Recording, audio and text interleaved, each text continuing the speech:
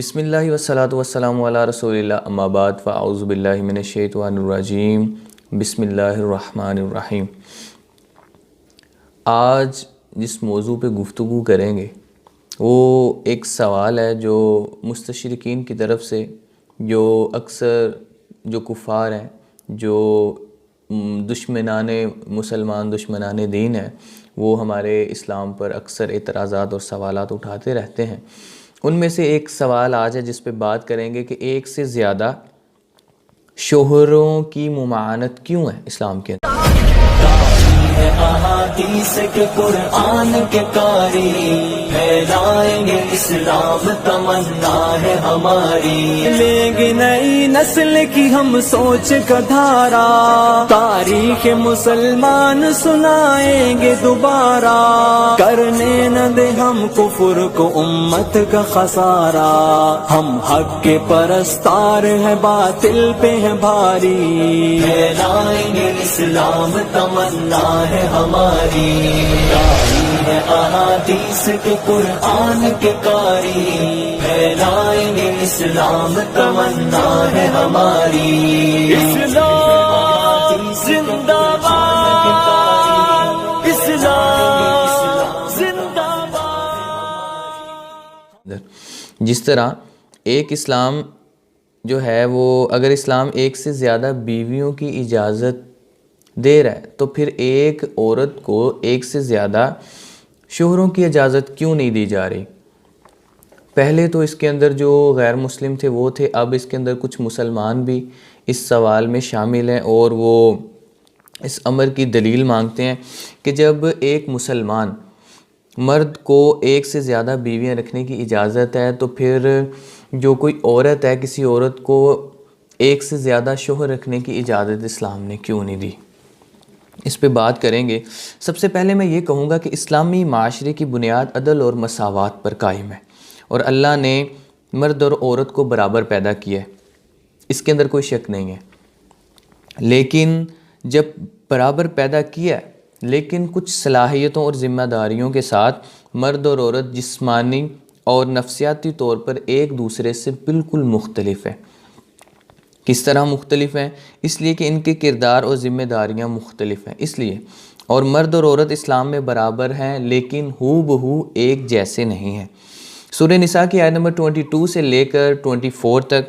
میں ان عورتوں کی نشاندہی کر دی گئی ہے جن سے مسلمان مرد شادیاں نہیں کر سکتے۔ مزید برآں کہ مندرجہ ذیل نکات میں ہم اس چیز کی حقیقت پر بات کر لیں گے کہ اسلام عورت کو ایک سے زیادہ مرد رکھنے کی اجازت کیوں نہیں دے رہا۔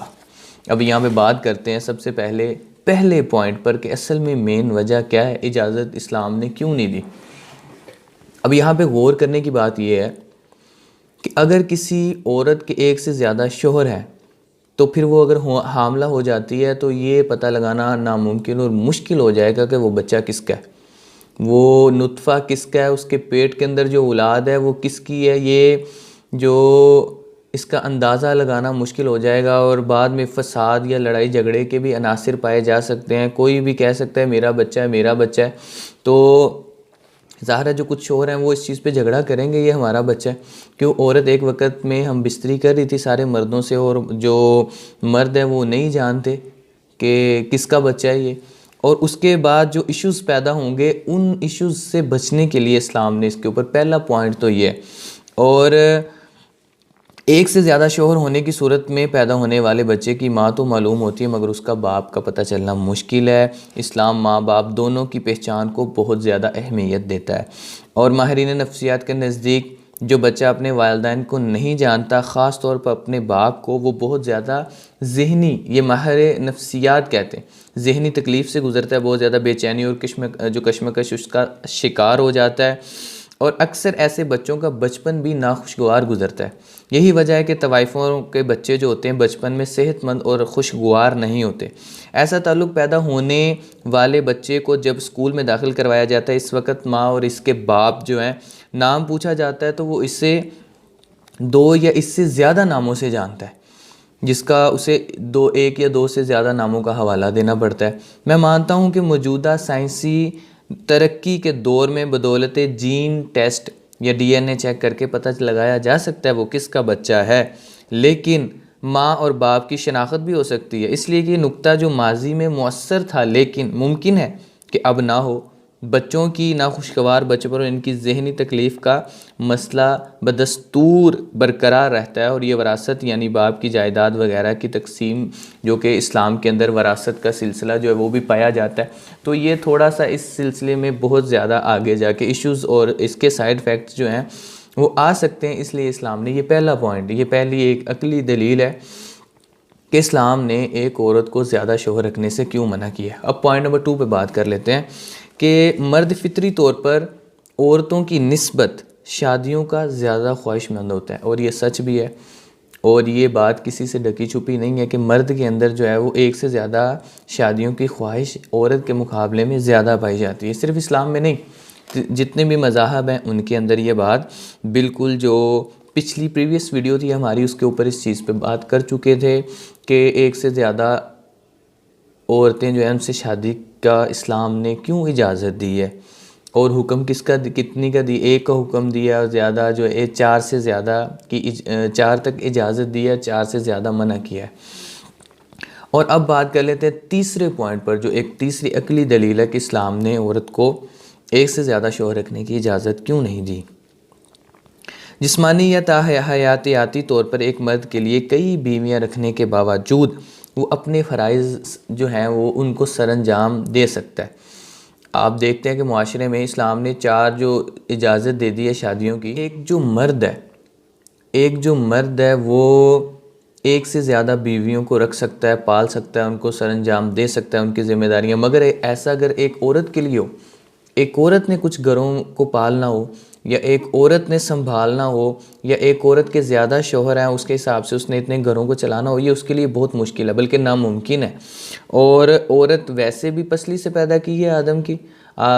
مرد جو ہے اس کی پسلی سے پیدا کیا گیا ہے، عورت بدرجے مرد کے ویسے بھی کمزور ہے، وہ ایک گھر چلانا اس کے لیے بہت زیادہ، آج بھی ایشوز کریٹڈ ہیں اس کے بارے میں کہ ایک گھر چلانا عورت کے لیے مشکل ہے،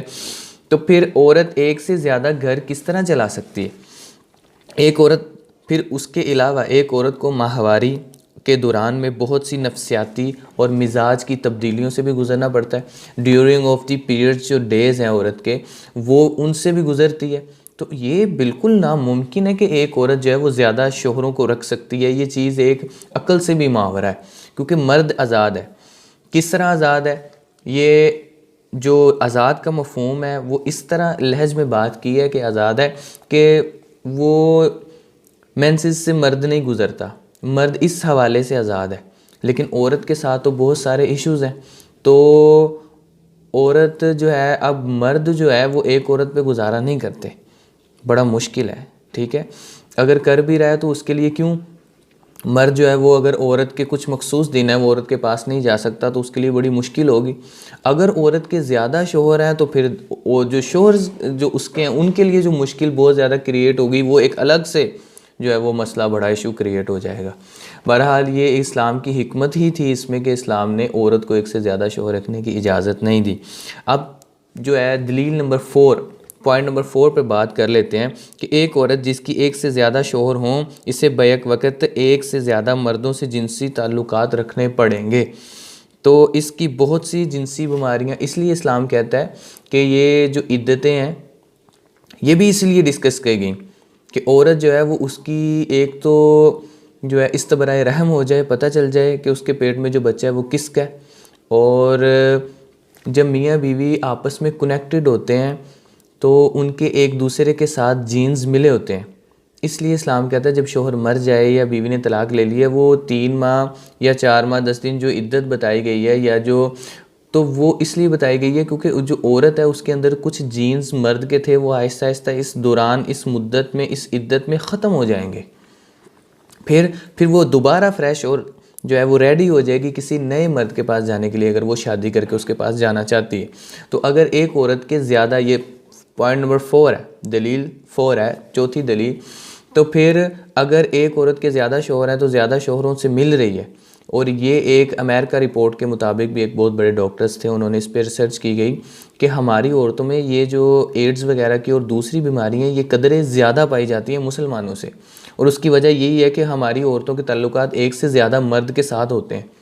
یہ وجہ ہے۔ تو اگر وہ مل رہی ہے، ایک عورت کے زیادہ شوہر ہیں یا ایک عورت زیادہ مردوں کے ساتھ کنیکٹڈ ہے جنسی تعلقات میں، تو اس سے بہت سی جنسی بیماریاں پیدا ہوں گی، جو کہ ایک مرد کے ساتھ پھر دوبارہ جو دوسرا مرد ہم بستری کر رہا ہے اس سے نکل کے اس کو لگ جائیں گی، آپس میں جو ہے وہ سارے جو ہے وہ خطرناک بیماریوں کا شکار ہو سکتے ہیں، کسی شوہر کو میں منتقل ہو سکتی ہے بیماری، چاہے اس کے تمام شوہروں کی دوسری خواتین سے ازدواجی تعلقات نہ بھی ہوں، لیکن یہ صورتحال مرد کو ایک سے زیادہ بیویاں رکھنے کی صورت میں پیش نہیں آتی۔ یہ تمام وہ ظاہری وجوہ ہیں جن کا آسانی سے علم ہو سکتا ہے۔ ممکن ہے اور بھی بہت سی وجوہ ہوں جن کا علم دنائے راز اللہ تعالیٰ علیم خبیر ہی کو بہتر طور پر ہو، اور اس نے عورت کو ایک دوسرے سے زیادہ جو ہے وہ ایک سے زیادہ شوہر رکھنے سے اللہ تعالیٰ نے منع کیا ہے۔ اور اسلام کے اندر بھی اسلام نے عورت کو ایک ملکہ اور گھر کا نگران بنایا ہے،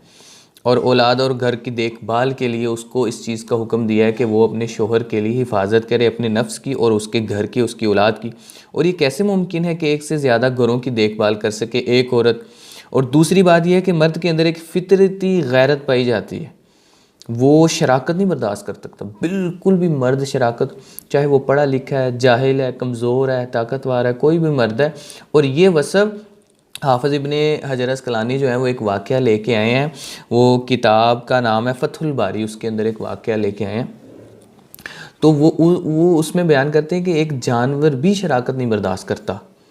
ایک جانور بھی اس چیز کے اندر شراکت برداشت نہیں کرتا، یہ تو پھر انسان اشرف المخلوقات ہے۔ تو عورت کی بنسبت مرد جو ہے اس کے اندر غیرت زیادہ پائی جاتی ہے، اور وہ بالکل بھی اس چیز کو برداشت نہیں کرتا کہ اس کی بیوی جو ہے وہ زیادہ مردوں کے پاس ہو۔ یہ وجہ بھی ہے مین کہ اللہ تعالیٰ نے عورت کو ایک سے زیادہ شوہر رکھنے سے منع کیا ہے۔ باقی اللہ تعالیٰ اس سے بہتر جانتے ہیں، اللہ تعالیٰ جو ہے واللہ عالم بالصواب۔ اسی کے ساتھ ویڈیو کو اختتام کرتے ہیں، اور اللہ سے دعا ہے کہ اللہ تعالیٰ ہمیں مزید دین کو سمجھنے کی توفیق عطا فرمائے۔ ہم ملیں گے آپ سے نیکسٹ ویڈیو میں، تب تک کے لیے اللہ حافظ۔ اپنے ارد و گرد نواح کے ساتھیوں کا خاص خیال رکھیں۔ اللہ حافظ۔ السلام علیکم ورحمۃ اللہ۔